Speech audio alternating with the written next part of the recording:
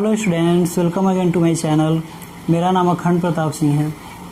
आज हम लोग क्लास 10th का फर्स्ट चैप्टर स्टार्ट करने जा रहे हैं, इलेक्ट्रिसिटी। ठीक है, एनसीईआरटी में जो फर्स्ट चैप्टर है वो लाइट दिया हुआ है, लेकिन एस चंद की बुक में, जो कि ज़्यादातर बच्चे फॉलो करते हैं इस बुक को, ठीक है ना, उसमें इलेक्ट्रिसिटी फर्स्ट चैप्टर दिया हुआ है। तो मैंने भी डिसाइड किया है कि फर्स्ट चैप्टर हम लोग इलेक्ट्रिसिटी से ही स्टार्ट करेंगे। बहुत सारे बच्चे बहुत दिनों से रिक्वेस्ट कर रहे थे कि क्लास 10th का चैप्टर स्टार्ट कीजिए, और मैंने आज फाइनली डिसाइड कर लिया कि आज से हम लोग क्लास 10th का भी वीडियो धीरे धीरे मैं बना के अपलोड करता रहूँगा और आप लोग पढ़ते रहो। ठीक है, तो बहुत लंबे वीडियो नहीं बनाऊंगा जिससे आप लोग ऊब जाओ। वीडियो को लगातार देखते देखते छोटे छोटे वीडियो में हमने छोटे छोटे टॉपिक्स को कवर करते हुए ढेर सारे वीडियो बनाएंगे और इस पूरे चैप्टर को कवर कर ले जाएंगे। ठीक है ना, तो आइए आज हम लोग इलेक्ट्रिसिटी के कुछ इंट्रोडक्शन चीज़ों के बारे में पढ़ते हैं, जो कि बहुत ही इंटरेस्टिंग होने वाला है आज का क्लास। ठीक है ना, क्योंकि इलेक्ट्रिसिटी से रिलेटेड बहुत सारी चीज़ें ऐसी होती हैं जो हम लोगों के आसपास होती हैं, कैसे होती हैं, उन सभी चीज़ों के बारे में आज हम लोग जानेंगे। ठीक है ना, तो जैसे मान लो कि मैं कुछ चीज़ों के बारे में आप लोगों को बता रहा हूँ। जैसे मान लो कि थंडर स्टॉर्म होते हैं, ठीक है ना, बिजली कड़कती है, लाइटनिंग होती है, तो इन सभी चीज़ों के पीछे इलेक्ट्रिसिटी का हाथ होता है। ठीक है ना, हाथ नहीं, पूरा का पूरा इलेक्ट्रिसिटी होता है। ठीक है ना, इसके बाद हम लोग के घरों में जो भी बिजली आता है, जिससे हम लोग पंखा चलाते हैं, आप लोग मोबाइल चला रहे हो, लैपटॉप है, ठीक है ना, वॉशिंग मशीन है, जो भी हम लोग को ऐशो आराम की जो भी चीज़ें हैं वो सब किसकी देन है? सिर्फ और सिर्फ इलेक्ट्रिसिटी। अगर इलेक्ट्रिसिटी नहीं होता तो ये सारी चीज़ें हम लोग नहीं कर पाते। ठीक है ना, तो आइए चैप्टर के बारे में थोड़ा बहुत समझते हैं और पढ़ते हैं कुछ बेसिक चीज़ों के बारे में। तो जनरली इलेक्ट्रिसिटी जो है इसको दो पार्ट में डिवाइड किया जाता है। ठीक है ना, जो पहला पार्ट होता है, मतलब इलेक्ट्रिसिटी एक बहुत बड़ा ब्रांच होता है, और इस पूरे इलेक्ट्रिसिटी को हम लोग दो पार्ट में अगर बाइफरकेट करें तो जो पहला पार्ट होता है वो इसको स्टैटिक इलेक्ट्रिसिटी कहा जाता है, स्टैटिक इलेक्ट्रिसिटी। ठीक है ना, और जो सेकंड पार्ट होता है उसको हम लोग डायनामिक इलेक्ट्रिसिटी कहते हैं, डायनामिक इलेक्ट्रिसिटी। ठीक है ना, इसको हम लोग अगर करंट इलेक्ट्रिसिटी कहें तो भी गलत नहीं होगा, मतलब कि इसका एक और नाम है जिसका नाम है करंट इलेक्ट्रिसिटी। ठीक है ना, और आप लोगों को इस चैप्टर में करंट इलेक्ट्रिसिटी के बारे में ही पढ़ना है। ठीक है ना, क्योंकि आप लोगों की जो सिलेबस में वो स्टैटिक इलेक्ट्रिसिटी के बारे में नहीं है, या है तो बहुत थोड़ा सा इंट्रोडक्शन है जो कि हम लोग उसके बारे में पढ़ लेंगे पहले ही। ठीक है ना, ज़्यादातर आप लोगों के जो चैप्टर में है वो करंट इलेक्ट्रिसिटी के बारे में दिया हुआ है। जब आप लोग क्लास 12th में जाओगे तो आप लोगों को जो पहला चैप्टर मिलेगा वो आप लोग को स्टैटिक इलेक्ट्रिसिटी के बारे में मिलेगा, और वहाँ पे आप लोग स्टैटिक इलेक्ट्रिसिटी के बारे में बेहतर तरीके से पढ़ पाओगे कि किसमें क्या क्या चीज़ें होती हैं। ठीक है ना, आज हम लोग करंट इलेक्ट्रिसिटी में पढ़ेंगे और स्टैटिक इलेक्ट्रिसिटी के बारे में थोड़ा बहुत इंट्रोडक्शन पढ़ेंगे। तो क्या होता है इलेक्ट्रिसिटी? ठीक है ना, तो जनरली इलेक्ट्रिसिटी जो है उसका मतलब इलेक्ट्रिक से है, और इलेक्ट्रिक का मतलब होता है इलेक्ट्रॉन, और फाइनली जो इलेक्ट्रॉन होता है वो एक तरह का चार्ज होता है। तो क्या होता है चार्ज? इसके पीछे बहुत ही इंटरेस्टिंग कहानी है। ठीक है ना, तो इसके कुछ हिस्ट्री के बारे में हम लोग थोड़ा सा बात कर लेते हैं, जो कि जिससे और ज़्यादा इंटरेस्टिंग हो जाएगा। तो सबसे पहले बेंजामिन फ्रैंकलिन एक साइंटिस्ट थे, बेंजामिन फ्रैंकलिन। ठीक है ना, इन्होंने 1752 में सबसे पहले चार्ज के बारे में कुछ बातें बताई। ठीक है ना, और ये बातें अचानक से नहीं हो गया। ठीक है ना, इसके पीछे एक बहुत ही बड़ा सा स्टोरी है, और वो स्टोरी है कि इन्होंने बहुत ही एक ऐसा दिन था जिसमें बहुत सारे मौसम ख़राब था, बिजली कड़क रही थी, ठीक है ना, थंडर स्टॉर्म हो रहे थे, लाइटनिंग हो रही थी, और ये जनाब उसमें क्या कर रहे थे? काइट फ्लाई कर रहे थे, पतंग उड़ा रहे थे। ठीक है ना, और पतंग भी उड़ा रहे थे तो एक संयोग था या फिर एक एक्सपेरिमेंट कह लीजिए, यहाँ से ये पतंग खड़े होके उड़ा रहे थे। ठीक है ना, ये हमारे बेंजामिन साहब हैं, ठीक है ना, यहाँ पे लटाई पकड़े हुए हैं, और फिर इस पतंग में एक छोटा सा एक चाबी बांधे थे, की। ठीक है ना, और इस पतंग को अच्छी हाइट पे लेके गए क्योंकि हवा बहुत तेज चल रही थी, पूरा ढील देते जा रहे थे। ठीक है ना, और फिर ये क्या हुआ कि जाके बादलों के बीच में थोड़ा सा बादलों तक पहुंच गई, क्योंकि अच्छी हाइट पे थी। ठीक है ना, और बहुत उनका घर जो था वो थोड़ा पहाड़ी इलाकों में था, और वहाँ पे बादल आसानी से टकरा जाते हैं। ठीक है ना, तो वहाँ पे जैसे बादलों में टकराई तब तक ये की जो है यहाँ से स्लाइड करते हुए इन तक पहुँच गया, और जैसे इन तक पहुँचा तो इनके हाथों में अचानक से झटका लगा। समझ में आ रहा है? इलेक्ट्रिक करंट की तरह झटका लगा। तो उसके पहले 1752 तक के सेंचुरी में किसी को इलेक्ट्रिसिटी के बारे में कुछ पता नहीं था, ठीक है ना। ये पहला टाइम था जब किसी को चार्ज के बारे में पता चला कि ये झटका आया कहाँ से, क्योंकि इस तरह का झटका अभी तक किसी को लगा नहीं था, ठीक है ना। तो यहाँ से रिसर्च शुरू हुआ और इन्होंने सबसे पहले चार्ज के बारे में बताया कि एक तरह का चार्ज होता है और इसी चार्ज की वजह से ये जो लाइटनिंग होती है, थंडर स्टॉर्म होते हैं, सारी चीज़ों के पीछे का रीजन क्या है, चार्ज है, ठीक है ना। तो आइए समझते हैं चार्ज क्या। इसके बाद थॉमस एल्वा एडिसन आए, ठीक है ना। थॉमस एल्वा एडिसन सबसे पहले डायरेक्ट करंट के बारे में बात किए, ठीक है ना। और जैसे हम लोग के घरों में जो बिजली आता है और जैसे हम लोग पर यूनिट के हिसाब से बिजली का पैसा देते हैं, वैसे इन्होंने सबसे पहले बिजली लोगों को बेचा था बनाकर। जैसे इनका एक छोटा सा लेबोरेटरी था, उस लेबोरेटरी में बिजली बनाया इन्होंने, डीसी करंट, और डीसी करंट को लोगों तक पहुंचाया। और सबसे पहले हमारे हिसाब से 50 के आसपास इनके कस्टमर थे उस समय, जो इनसे बिजली खरीदते थे और बहुत बड़ा बड़ा सा उस समय बल्ब जलता था और उसी बल्ब को जलाने में यूज होता था, ठीक है ना। आप लोगों को पता होगा कि थॉमस एल्वा एडिसन जो है बल्ब भी बनाए थे सबसे पहले, ठीक है ना। इसके बाद जो है टेस्ला आए, ठीक है ना। और टेस्ला सबसे पहले अल्टरनेटिंग करंट के बारे में बताया, ठीक है ना। तो अल्टरनेटिंग करंट के जो फाउंडर हैं वो टेस्ला आते हैं, ठीक है ना। टेस्ला का योगदान माना जाता है। और जो डीसी करंट है, डायरेक्ट करंट, उसको हम लोग थॉमस एल्वा एडिसन का योगदान माना जाता है, ठीक है ना। तो ये तो थोड़ा हिस्टोरिकल बातें हो गई। अब थोड़ा सा आते हैं हम लोग कि चार्ज क्या होता है, ठीक है ना। तो चार्ज के बारे में थोड़ा सा हम लोग समझते हैं। तो आप लोग पढ़े होंगे कि everything is made up of atom. जो भी हमारे पास आसपास की जो भी सारी चीज़ें हैं, चाहे कपड़ा है, पेन है, मार्कर है, एवरीथिंग, ठीक है ना, वो सब कुछ किससे मिलकर बना हुआ है, एटम से मिलकर बना हुआ है। यानी कि मैटर का जो सबसे स्मॉलेस्ट पार्टिकल पहले माना जाता था वो एटम माना जाता था। क्यों माना जाता था? क्योंकि एटम के अंदर क्या है ये किसी को पता नहीं था, इसलिए कहा जाता था कि everything is made up of atom. लेकिन आज की डेट में एटम के अंदर क्या क्या चीज़ें ये सबको पता चल चुका है, ठीक है ना। और आई होप आप लोगों को ये बात पता होगा कि एटम के सेंट्रल में न्यूक्लियस होता है। Central part of the atom is known as nucleus, ठीक है ना। और nucleus have 2 fundamental particles, proton and neutron. और न्यूक्लियस के अंदर 2 फंडामेंटल पार्टिकल्स होते हैं, न्यूट्रॉन एंड प्रोटॉन। प्रोटॉन के ऊपर पॉजिटिव चार्ज होता है और न्यूट्रॉन के ऊपर न्यूट्रल चार्ज होता है, मतलब कोई चार्ज नहीं होता है, ठीक है ना। और इस न्यूक्लियस के चारों तरफ इलेक्ट्रॉन जो है वो चक्कर लगाता रहता है, ठीक है। तो इतनी सारी चीज़ें आप लोगों को पता है, ठीक है ना। तो ये जो इलेक्ट्रॉन है, इलेक्ट्रिसिटी के लिए यही इलेक्ट्रॉन जिम्मेदार है। क्यों यही इलेक्ट्रॉन जिम्मेदार है? क्योंकि इलेक्ट्रिसिटी जो वर्ड है ना, इसमें भी इलेक्ट्रॉन का कुछ नाम आता है। अगर प्रोटॉन अगर जिम्मेदार होता, थोड़ा सा लॉजिकल बातें सोचते हैं हम लोग कि अगर प्रोटॉन अगर जिम्मेदार होता इलेक्ट्रिसिटी के लिए, तो प्रोटोनिसिटी कहते हैं हम लोग, इलेक्ट्रिसिटी क्यों कहते हैं? समझ में आ रहा है? तो यहाँ से भी कुछ चीज़ें आप लोगों को समझ में आ रहा होगा कि इलेक्ट्रॉन ही जिम्मेदारी लेता है किसी भी इलेक्ट्रिसिटी के लिए, ठीक है ना। अब कैसे जिम्मेदारी लेता है तो इसके बारे में थोड़ा समझते हैं। तो न्यूक्लियस के अंदर जो कुछ होता है, जो कि प्रोटॉन और न्यूट्रॉन है, उसमें एक न्यूक्लियर फोर्स लगता है और वो न्यूक्लियर फोर्स बहुत ही स्ट्रॉन्ग फोर्स होता है। और न्यूक्लियर फोर्स हमेशा प्रोटॉन और न्यूट्रॉन के बीच में लगता है, प्रोटॉन और न्यूट्रॉन के बीच में, ठीक है ना। ये हमारा प्रोटॉन है और ये न्यूट्रॉन है, तो इनके बीच में जो फोर्स लगता है उसको हम लोग न्यूक्लियर फोर्स कहते हैं। और वो फोर्स बहुत ही स्ट्रॉन्ग होता है, मतलब कि वो इतना ज़्यादा स्ट्रॉन्ग होता है कि प्रोटॉन और न्यूट्रॉन को ईजिली जो है हम लोग आसानी से सेपरेट नहीं कर पाते हैं। समझ में आ रहा है? लेकिन ये जो आउटर मोस्ट शेल के जो इलेक्ट्रॉन होते हैं, जो कि अलग अलग सेल में इस न्यूक्लियस के चारों तरफ घूमते रहते हैं, ठीक है ना, ये आसानी से किसी एक पर्टिकुलर डायरेक्शन में या फिर रैंडम डायरेक्शन में फ्लो करने के लिए हमेशा फ्री रहते हैं। क्योंकि जो इनर मोस्ट शेल के जो इलेक्ट्रॉन होते हैं उसका प्रोटॉन से अट्रैक्शन फोर्स बहुत ही मजबूत होता है, लेकिन जो आउटर मोस्ट शेल के जो इलेक्ट्रॉन होते हैं उनका अट्रैक्शन फोर्स थोड़ा वीक होता है। और इस वजह से ये आसानी से किसी भी डायरेक्शन में अपने स्वतंत्र रूप से, अगर कोई पोटेंशियल नहीं है तो रैंडम डायरेक्शन में मोशन कर सकते हैं। अगर कोई एक पर्टिकुलर डायरेक्शन दे रहे हैं हम लोग पोटेंशियल लगा के, तो सारे एक ही डायरेक्शन में मूव करना स्टार्ट कर देते हैं। समझ में आ रहा है?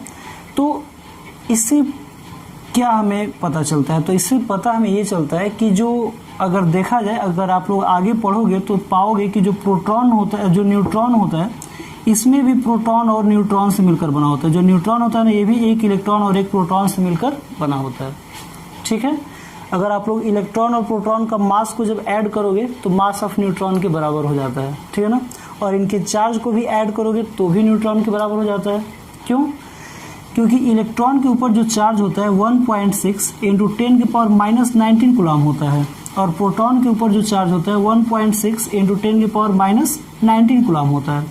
मतलब दोनों के ऊपर सेम तरह के चार्ज हैं, मतलब मैग्नीट्यूड सेम है, लेकिन इसका सिंबल निगेटिव है। इसके ऊपर निगेटिव चार्ज होता है और इसके ऊपर पॉजिटिव होता है। तो ये जब दोनों को ऐड करते हैं तो सेम मैग्नीट्यूड है, साइन अपोजिट है, दोनों एक दूसरे को कैंसिल आउट करके जीरो हो जाते हैं। तो न्यूट्रॉन के ऊपर न्यूट्रल हो जाता है और इलेक्ट्रॉन के ऊपर निगेटिव चार्ज होता है, और इतना उसका अमाउंट होता है।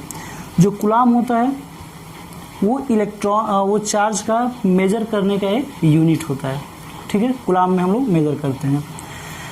तो अगर हम लोग मोटे तौर पे अगर देखें तो इस न्यूक्लियस के अंदर, या फिर ये कहें कि पूरे एटम के अंदर दो ही तरह के पार्टिकल पाए जाते हैं। अगर ये हमारा एटम है, इसमें छोटा सा न्यूक्लियस भी है, ठीक है ना। तो इस एटम के अंदर दो तरह के पार्टिकल हैं, पहला इलेक्ट्रॉन और दूसरा प्रोटॉन है। कहोगे कि सर न्यूट्रॉन भी तो है, तो हम कहें कि न्यूट्रॉन के अंदर भी तो प्रोटॉन और इलेक्ट्रॉन हैं, ठीक है ना। तो कुल मिला के देखा जाए तो एटम के अंदर दो तरह के पार्टिकल हैं, प्रोटॉन और इलेक्ट्रॉन। इलेक्ट्रॉन के ऊपर भी उतना ही चार्ज है जितना प्रोटॉन के ऊपर है, और दोनों का सिंबल अपोजिट है, ठीक है ना। तो कोई भी अगर न्यूट्रल एटम होता है तो उसमें नंबर ऑफ इलेक्ट्रॉन और नंबर ऑफ प्रोटॉन दोनों इक्वल होता है, जिसको हम लोग एटॉमिक नंबर भी कहते हैं, ठीक है। आप लोग क्लास 9th में इस चीज़ के बारे में बेहतर पढ़े होंगे केमिस्ट्री में, ठीक है ना, कि अगर हमें किसी भी एलिमेंट का अगर एटॉमिक नंबर पता होता है तो जितना एटॉमिक नंबर होता है उतना ही उसके अंदर इलेक्ट्रॉन भी होता है और उतना ही उसके अंदर प्रोटॉन भी होता है। क्योंकि अगर दोनों इक्वल नहीं होगा तो एक दूसरे को कैंसिल आउट नहीं कर पाएगा, और जब एक दूसरे को कैंसिल आउट नहीं कर पाएगा तो वो न्यूट्रल नहीं होगा। तो अगर कोई भी एटम अगर न्यूट्रल है तो उसके अंदर नंबर ऑफ इलेक्ट्रॉन और नंबर ऑफ प्रोटॉन दोनों इक्वल अमाउंट में होते हैं, ठीक है। तो बेसिकली एटम के अंदर इलेक्ट्रॉन और प्रोटॉन होता है। तो हम ये डिफिनीशन चेंज कर सकते हैं। जो डिफिनीशन है कि everything is made up of atom, तो हम ये भी कह सकते हैं कि everything is made up of to types of charge, negative charge and positive charge. Negative charge बोले तो इलेक्ट्रॉन एंड पॉजिटिव चार्ज बोले तो प्रोटॉन, ठीक है। तो आई होप आप लोगों को ये बात क्लियर हुआ होगा कि चार्ज क्या है। तो चार्ज हर जगह अवेलेबल है, इस मार्कर में भी अवेलेबल है, इस कपड़े में भी अवेलेबल है, इस टेबल, बेंच, कुर्सी, मोबाइल, सब जगह चार्ज अवेलेबल है। क्यों? क्योंकि सब कुछ एटम से मिलकर बना हुआ है, और एटम किस चीज़ से मिलकर बना है? चार्ज से मिलकर बना हुआ है। तो चार्ज तो हर जगह अवेलेबल है, ठीक है ना। लेकिन वो किस फॉर्म में है? न्यूट्रल के रूप में है। न्यूट्रल का मतलब जितना पॉजिटिव चार्ज है वहीं पे उतना ही निगेटिव चार्ज भी है, और दोनों मिलकर एक दूसरे को न्यूट्रल कर देते हैं। लेकिन अगर हमें चार्ज की जब आवश्यकता पड़ती है तो किसी पर्टिकुलर टाइप के चार्ज की आवश्यकता पड़ती है, या तो निगेटिव चार्ज की या फिर पॉजिटिव चार्ज की, ठीक है। तब हम अगर किसी बॉडी के ऊपर किसी एक पर्टिकुलर टाइप के चार्ज ज़्यादा हो जाए, जैसे मान लो कि कोई एक बॉडी है, इस बॉडी के पास मान लेते हैं कि कुछ पॉजिटिव चार्ज है और कुछ निगेटिव चार्ज है, तो हम कहेंगे कि इस बॉडी, ये जो बॉडी न्यूट्रल है, इसके पास कोई चार्ज नहीं है, इसके पास कोई चार्ज नहीं है। लेकिन अगर इसके अंदर से अगर हम कुछ इलेक्ट्रॉन को बाहर कर देंगे तो अब ये बॉडी जो है ये चार्ज हो जाएगी। क्यों? क्योंकि अब जो पॉजिटिव जो बचा हुआ है वो बचे हुए निगेटिव को बैलेंस करेगा, लेकिन कुछ पॉजिटिव जो है वो एक्स्ट्रा बच जाएगा, और जो पॉजिटिव एक्स्ट्रा बच जाता है उसी को हम लोग कहते हैं कि ये बॉडी अब पॉजिटिव चार्ज हो गया। और इसके बहुत सारे एग्जाम्पल आप लोगों ने अपने डेली लाइफ में देखा होगा।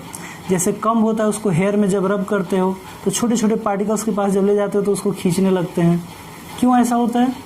क्योंकि जब हम रब करते हैं तो कुछ चार्ज इधर उधर हो जाता है, मतलब कम के ऊपर कुछ चार्ज आ जाता है और छोटे छोटे पार्टिकल को अपनी तरफ क्या करने लगता है? खींचने लगता है। क्यों? अपने आप को न्यूट्रलाइज करने के लिए, ठीक है।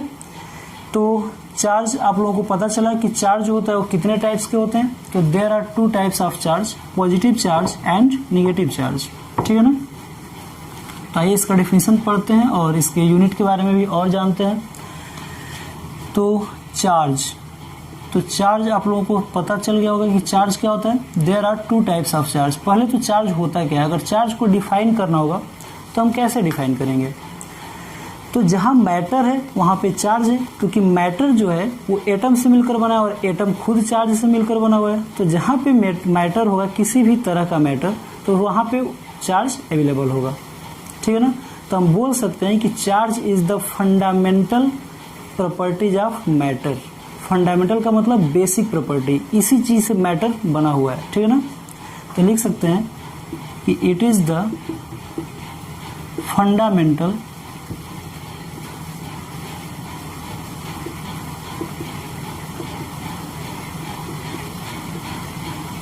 प्रॉपर्टीज ऑफ मैटर, ठीक है ना। और मैटर आप लोगों को पता ही होगा कि किसी भी चीज़ जो जगह को ऑक्यूपाई करता है, कुछ मास होता है, उसको मैटर कहते हैं। Anything which occupy space and have something mass is known as matter, ठीक है ना। दो तरह के चार्ज हमने अभी पढ़ा है। There are two types of charge. There are two types of charge. Charge होता है वो जनरली दो तरह के होते हैं। कौन कौन से होते हैं? तो एक होते हैं पॉजिटिव चार्ज और दूसरे होते हैं निगेटिव चार्ज। तो पॉजिटिव चार्ज एक्चुअल में क्या होते हैं? प्रोटॉन होते हैं। और निगेटिव चार्ज एक्चुअल में क्या होते हैं? इलेक्ट्रॉन होते हैं। और दोनों के ऊपर जो इंटेंसिटी ऑफ चार्ज जो होता है वो सेम होता है, ठीक है ना। मतलब कि इलेक्ट्रॉन के ऊपर जितना चार्ज होता है उतना ही प्रोटॉन के ऊपर होता है। और कितना होता है? 1.6 × 10⁻⁻⁹ कूलम। मॉड है। मॉड का मतलब कि अगर निगेटिव भी होगा तो बाहर निकलेगा तो पॉजिटिव हो जाएगा। अच्छा चलो, इसके बारे में भी आप लोग मैथ में नहीं पढ़ोगे, चलो मैं इसको हटा देता हूँ, ठीक है ना। तो इलेक्ट्रॉन के ऊपर निगेटिव चार्ज होता है और प्रोटॉन के ऊपर पॉजिटिव होता है। और ये कितना होता है? 1.6 × 10⁻⁻⁹ कूलम। जो कूलम होता है, इसका जो एसआई यूनिट होता है चार्ज का, एसआई यूनिट, ये कूलम होता है, ठीक है ना। इसको हम लोग कैपिटल सी से रिप्रेजेंट करते हैं, ठीक है ना। जब आप लोग क्लास 12th में जाओगे और पहला चैप्टर आप लोग पढ़ोगे इलेक्ट्रिसिटी का, स्टैटिक इलेक्ट्रिसिटी का, तो उसमें दो चार्ज के बीच में लगने वाले फोर्स के बारे में पढ़ोगे।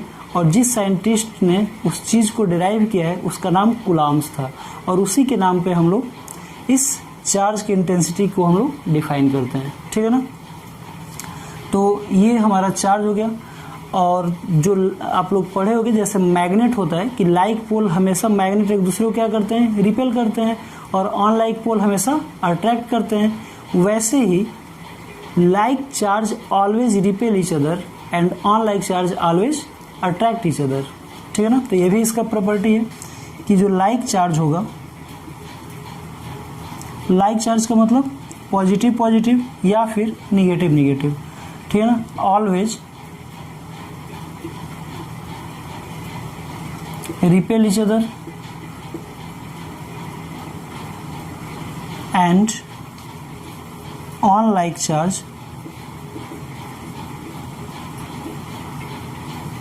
unlike charge का मतलब पॉजिटिव निगेटिव, ठीक है ना। ऑलवेज अट्रैक्ट ईच अदर, ठीक है ना। जो अनलाइक चार्ज होते हैं हमेशा एक दूसरे को अट्रैक्ट करते हैं, ठीक है। तो कुछ प्रॉपर्टी के बारे में हम लोग बात करते हैं कि प्रॉपर्टी जब इसका आप लोग स्नैपशॉट लेना चाहो तो ले सकते हो या फिर पॉज करके नोट कर लो। तो प्रॉपर्टीज ऑफ चार्ज में हम लोग पढ़ेंगे कि इसमें जो मेन प्रॉपर्टी होता है, ठीक है ना। बाकी बहुत सारे प्रॉपर्टी होते हैं चार्ज का, जो कि हम लोग क्लास 12th में जाएंगे तो सभी प्रॉपर्टी के बारे में बारी बारी से पढ़ेंगे। लेकिन जो आप लोगों के सिलेबस में जो प्रॉपर्टी है वो एक प्रॉपर्टी है और वो है क्वांटाइजेशन ऑफ चार्ज। क्या होता है क्वांटाइजेशन ऑफ चार्ज, ठीक है ना। तो क्वांटाइजेशन ऑफ चार्ज का मतलब ये होता है, जैसे कि मैं कुछ एग्जांपल लेता हूँ आप लोगों को बेहतर समझ आएगा। जैसे कि बहुत सारी चीज़ें ऐसी होती हैं जो कि इंटीजर के फॉर्म में होती हैं। और इंटीजर क्या होता है? तो इंटीजर का मतलब होता है कि कंप्लीट नंबर होना चाहिए, चाहे वो निगेटिव नंबर हो या फिर पॉजिटिव नंबर हो। मतलब कोई रेशनल नंबर ना हो, ठीक है ना, कोई फ्रैक्शन ना हो। जैसे अगर मान लो कि हमें बनाना खरीदना होगा तो बनाना या तो हम 10 खरीदेंगे, नहीं तो 12 खरीदेंगे, एक दर्जन खरीदेंगे। कभी ऐसा हुआ क्या कि हम 3.5 बनाना खरीद के लाए? क्यों? क्योंकि जो बनाना होता है वो कंप्लीट नंबर में बिकता है। या तो 10 बिकेगा, नहीं तो 20 बिकेगा, नहीं तो 12 बिकेगा, नहीं तो 24 बिकेगा। समझ में आ रहा है?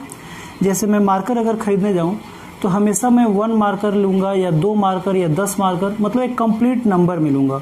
कभी ऐसा नहीं होगा कि मैं 2.5 मार्कर, 3.5 मार्कर, 4.5 मार्कर खरीद के लाऊंगा और दुकानदार मुझे दे देगा। क्यों? क्योंकि मार्कर जो है हमेशा एक कंप्लीट नंबर में एग्जिस्ट करता है, ठीक है। वैसे ही जो चार्ज होता है, अगर हम पूछें कि चार्ज जो है सबसे कम चार्ज कहाँ पे अवेलेबल होता है, तो क्या बताओगे आप लोग कि जो सबसे कम चार्ज है वो कहाँ पे अवेलेबल होगा? इलेक्ट्रॉन के ऊपर अवेलेबल होगा। और इलेक्ट्रॉन के ऊपर कितना चार्ज होता है, तो 1.6 इंटू 10⁻⁹ कूलम होता है। तो हम कहें कि अगर किसी बॉडी पे अगर चार्ज होगा तो नंबर ऑफ इलेक्ट्रॉन के रूप में होगा, चाहे वो 10 इलेक्ट्रॉन के बराबर होगा, चाहे 8 इलेक्ट्रॉन के बराबर होगा, क्योंकि जो सबसे छोटा चार्ज है वो 1 इलेक्ट्रॉन के ऊपर होता है। तो कहीं पे भी फ्रैक्शन में इलेक्ट्रॉन थोड़ी होगा, इलेक्ट्रॉन को बीच से काटेंगे थोड़ी हम, इलेक्ट्रॉन जो होता है वो हमेशा कंप्लीट नंबर में होता है। जैसे हम कहें कि यहाँ पे 10 बच्चे खेल रहे हैं तो बात लॉजिकल लगती है, लेकिन अगर हम कहें कि यहाँ पे 10.5 बच्चे खेल रहे हैं तो इसका कोई मतलब नहीं है, क्योंकि ह्यूमन बीइंग्स या कोई भी एनिमल्स हमेशा कंप्लीट नंबर में होता है। तो वैसे ही चार्ज मतलब इलेक्ट्रॉन भी कंप्लीट नंबर में एग्जिस्ट करता है, ठीक है ना। तो अगर कहीं पे किसी भी बॉडी के ऊपर अगर कोई चार्ज होगा तो कंप्लीट नंबर में होगा, मतलब 10 इलेक्ट्रॉन हो सकता है, 12 इलेक्ट्रॉन हो सकता है, ऐसा नहीं होगा कि 5/3 इलेक्ट्रॉन हो गया कहीं पे, ये संभव नहीं है। इसी को कहा जाता है क्वांटाइजेशन ऑफ चार्ज, मतलब कि कहीं पे भी अगर इलेक्ट्रॉन होगा तो Ne के रूप में होगा, चार्ज होगा कहीं पे भी किसके रूप में होगा, Ne के रूप में होगा। और n जो है इसको हम लोग इंटीजर कहते हैं, और इंटीजर का मतलब होता है कि सभी होल नंबर को ये रिप्रेजेंट करता है, चाहे वो नेगेटिव हो चाहे वो पॉजिटिव हो, और साथ में जीरो को भी ले लेता है, क्योंकि अगर कहीं पे अगर चार्ज न्यूट्रल हो जाए तो भी तो बात एक ही है, ठीक है ना। यानी कि इंटीजर का मतलब -∞ से लेकर -3, -2, -1, 0, 1, 2, 3 और कहाँ तक +∞ तक, यहाँ तक चार्ज जो है n की वैल्यू यहाँ तक वेरी कर सकता है, ठीक है ना। कहीं पे भी 3/2 इसमें नहीं आ सकता है, 5/7 नहीं आ सकता है, मतलब कोई भी फ्रैक्शन यहाँ पे अवेलेबल नहीं होगा, ठीक है ना। तो इसके ऊपर कुछ न्यूमेरिकल कर लेते हैं 1-2, ताकि इस बात को सही मतलब आप लोगों को पता चल सके, ठीक है ना। तो हमारे पास जो फार्मूला है वो है Q = Ne। तो NCERT में सबसे जो पहला क्वेश्चन है कि 1 कूलम ऑफ चार्ज में कितने नंबर ऑफ इलेक्ट्रॉन होते हैं, ठीक है ना।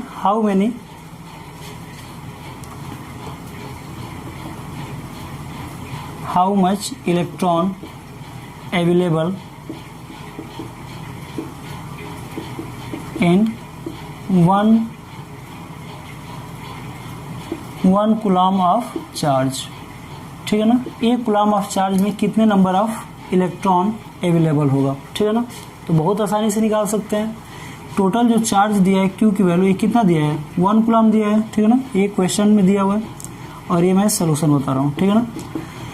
तो कूलम कितना दिया है, 1 कूलम दिया हुआ है, ठीक है ना। तो 1 कूलम = और n क्या है, n ही तो पूछ रहा है कि नंबर ऑफ इलेक्ट्रॉन कितना है, और E क्या होता है, तो E का मतलब होता है चार्ज ऑन 1 इलेक्ट्रॉन, ठीक है ना, 1 इलेक्ट्रॉन के ऊपर चार्ज।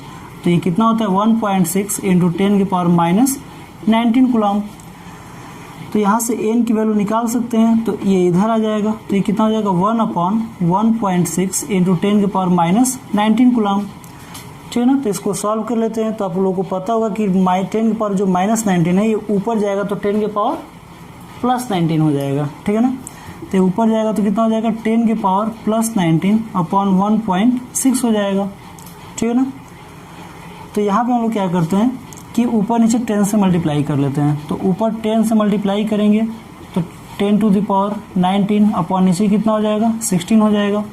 तो एक और जो है 0 मैं यहाँ पे ऐड कर लेता हूँ, तो कितना हो जाएगा 100 इंटू 10⁻18 हो जाएगा अपॉन कितना हो जाएगा 16। तो इसको इससे डिवाइड कर देते हैं, तो ये 2 से कटेगा तो 8 टाइम्स में कटेगा, और ये कटेगा तो 50 टाइम्स में कटेगा। फिर ये 2 से कटाएंगे तो ये 4 टाइम्स में कटेगा, और ये कितने टाइम्स में कटेगा 25। फिर इसको 4 से कटा दो तो कितना हो जाएगा, तो 4 6 24 होता है तो 6 हो जाएगा, फिर 1 यानी कि 6.25 आएगा इंटू 10⁻18, ठीक है ना। इतना इलेक्ट्रॉन होगा। तो आप लोग देख रहे हो ये कितना ज़्यादा नंबर है, 6.25 इंटू 10⁻18 इलेक्ट्रॉन। मतलब कि 1 कूलम ऑफ चार्ज बहुत बड़ा यूनिट होता है। क्यों? क्योंकि 1 कूलम यूनिट में कितने इलेक्ट्रॉन हो सकते हैं 10⁻18 इलेक्ट्रॉन। मतलब कि 625 के बाद मैं 16 टाइम्स 0000 लिखूँ तो कई मिलियंस हो जाएंगे इसमें, समझ में आ रहा है। तो 1 कूलम अपने आप में बहुत बड़ा यूनिट है, क्योंकि इसमें 6.25 × 10 की पावर 18, 10 की पावर 18 का मतलब उतना जीरो लिखना पड़ेगा, ठीक है ना, इतना ज़्यादा नंबर में इलेक्ट्रॉन अवेलेबल होते हैं। तो आज का लेक्चर हम लोग यहीं पे बंद करते हैं। नेक्स्ट क्लास में हम लोग करंट, इलेक्ट्रिक करंट के बारे में पढ़ेंगे, जो कि वो भी बहुत ही इंटरेस्टिंग वीडियो होगा, ठीक है ना। तो थैंक यू वेरी मच, जय हिंद।